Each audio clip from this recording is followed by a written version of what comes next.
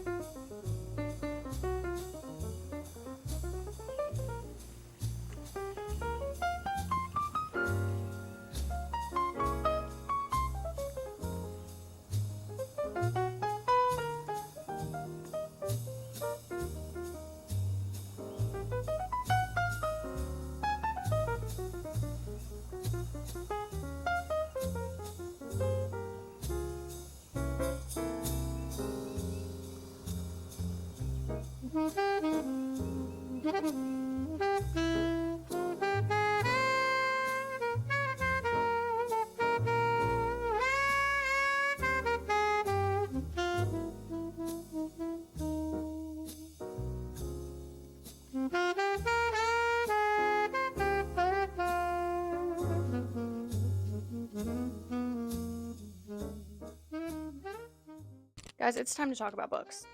I just have a couple things to say and to discuss into the void to the two people watching this video, my mom and my girlfriend. So listen, I've had a fucking banger of a reading month. 2 months. Before this, I had rated maybe maybe like 6 books 5 stars. I have struck gold in terms of reading here recently. Now, I will say, the books I'm about to talk about, only one of them was a full 5 stars. But 4.5 for me is also crazy. So, let's get into it. Let's talk about what I've been reading. First up, the actual 5-star novel. This bad boy. Now, I know. You've seen it everywhere. This cover is a disservice to the contents of this novel. I passed it 100 times, sitting on every literary fiction table at every bookstore. And I said, I just don't want to pick this up. Until I did. This book has altered me in an unprecedented way. Even the 5-star reads that I've had prior to this were all just a single step down from my 5-star rating of The Secret History by Donna Tartt. Yes, I am one of those.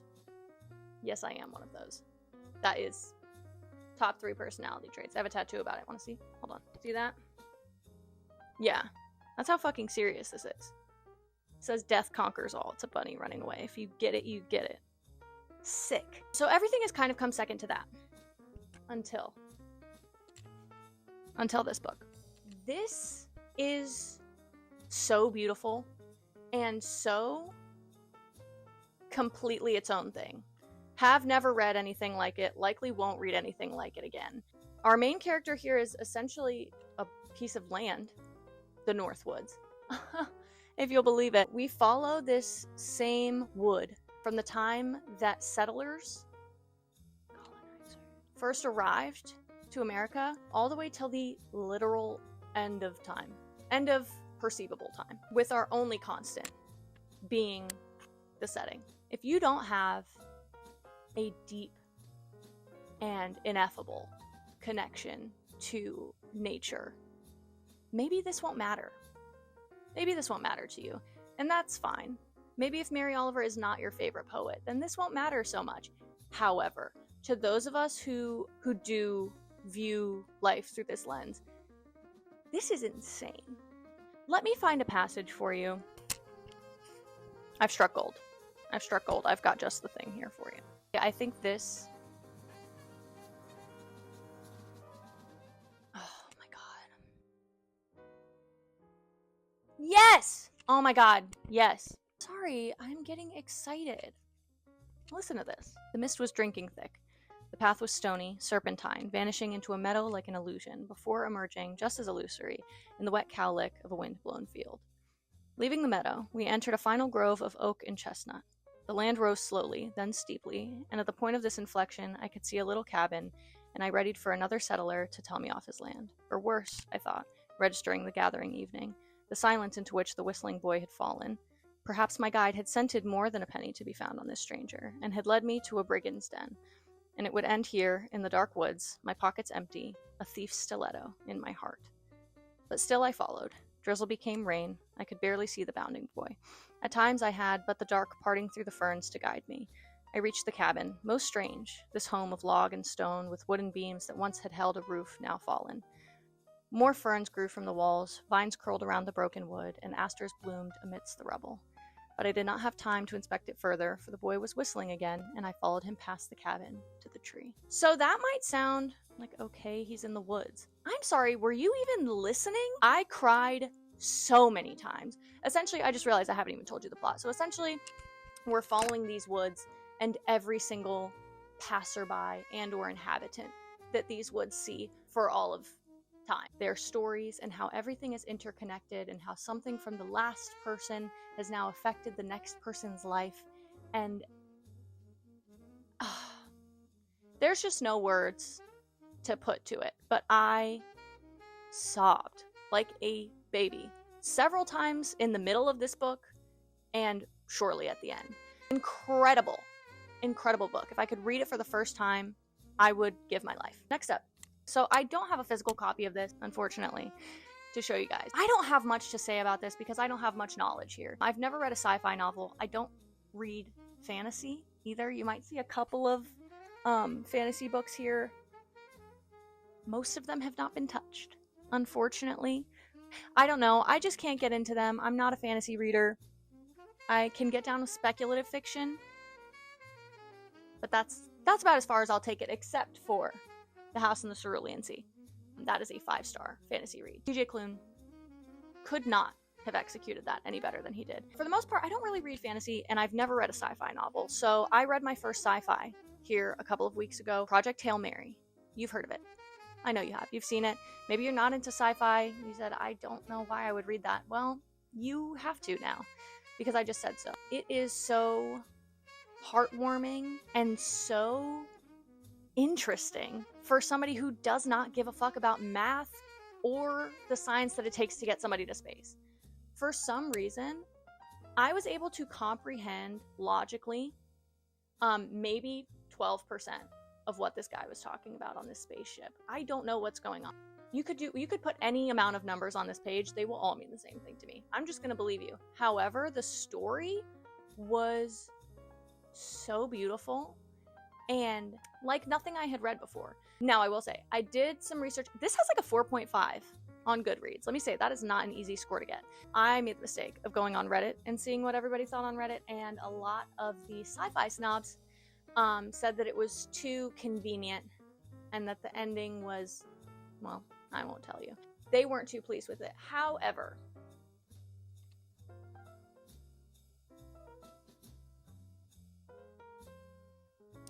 intellectual snobbery is something entirely different from being pretentious about aliens, fictional aliens.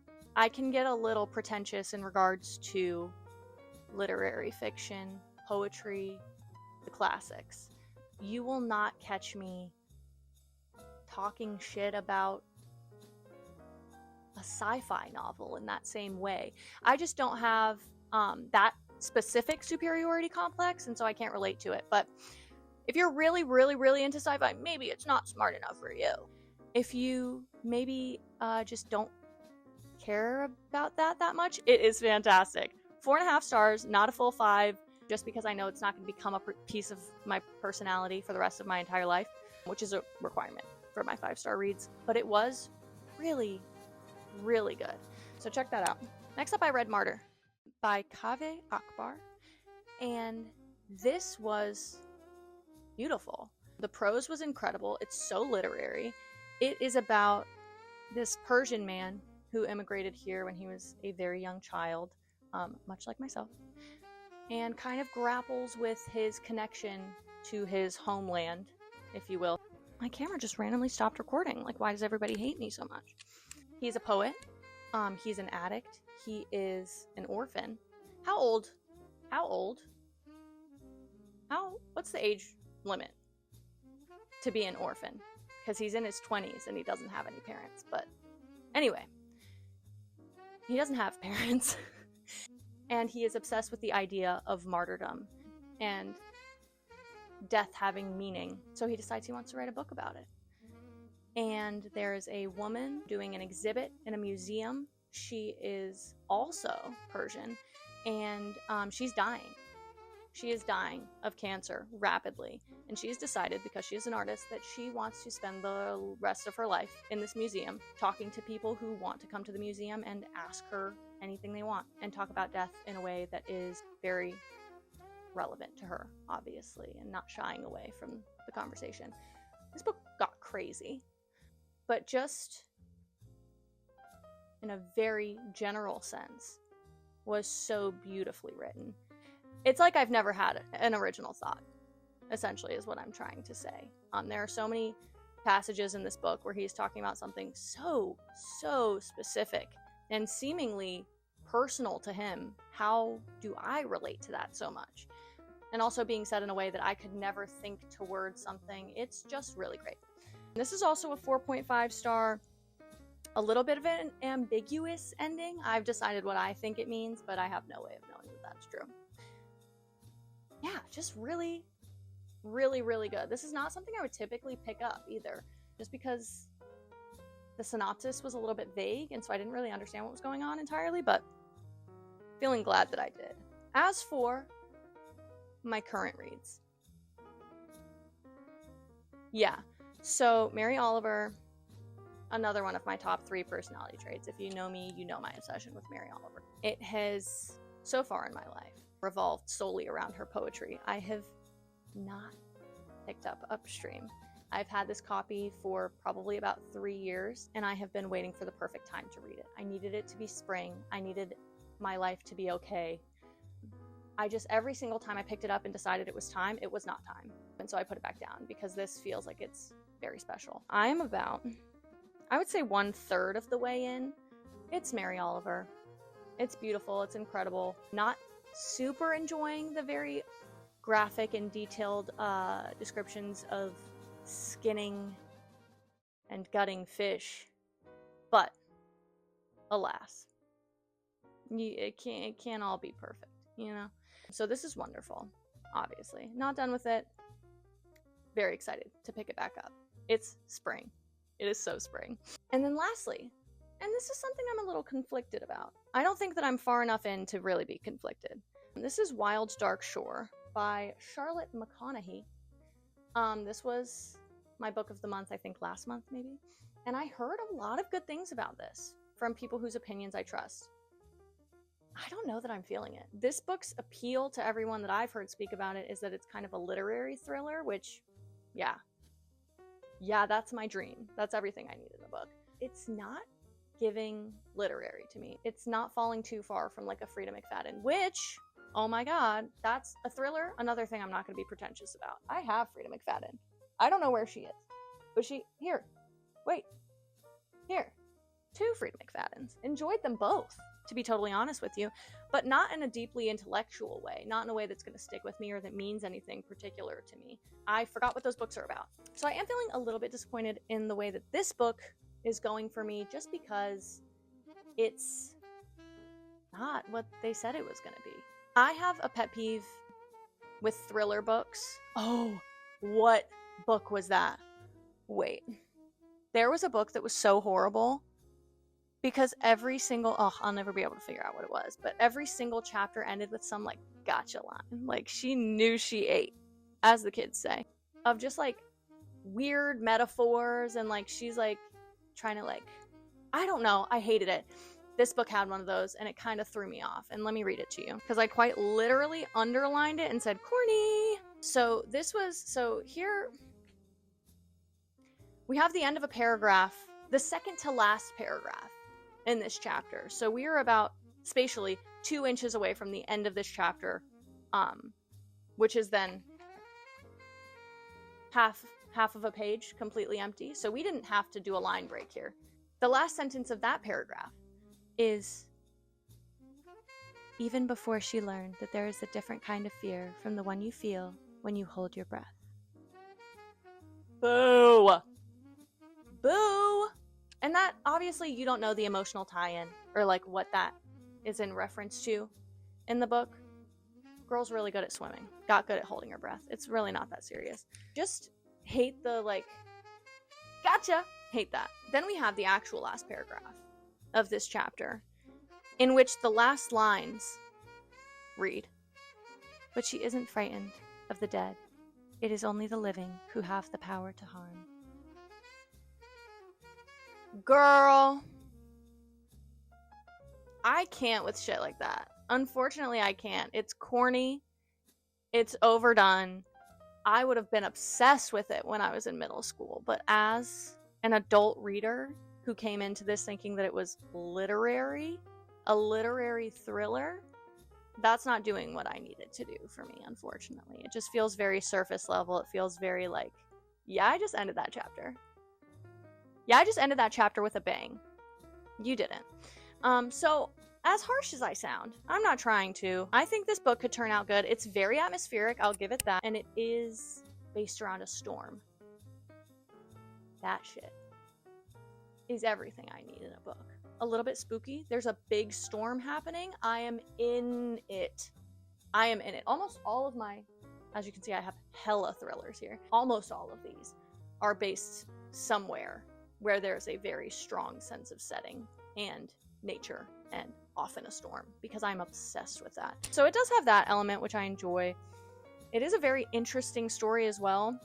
They're on this like remote island off the coast of Antarctica, and they are there to take care of the world's biggest seed bank, essentially for when the world ends and we need to rebuild and replant everything. So that's very interesting. I've not read any thrillers with that kind of plot line. So it's not horrible. It's not, I just hate a gotcha ending to a chapter. And that's just me. But maybe it'll be really good. I don't know. I'm maybe 40 pages into this book for me to be talking so much shit. Anywho, that's the books that I have to talk about today. Some bangers. And who knows? Who knows what that last one will turn out to be. I'll update you at some point. Maybe. And this shit has been recording for 24 minutes. That's so extra. Ow! Need a baby. Just a baby.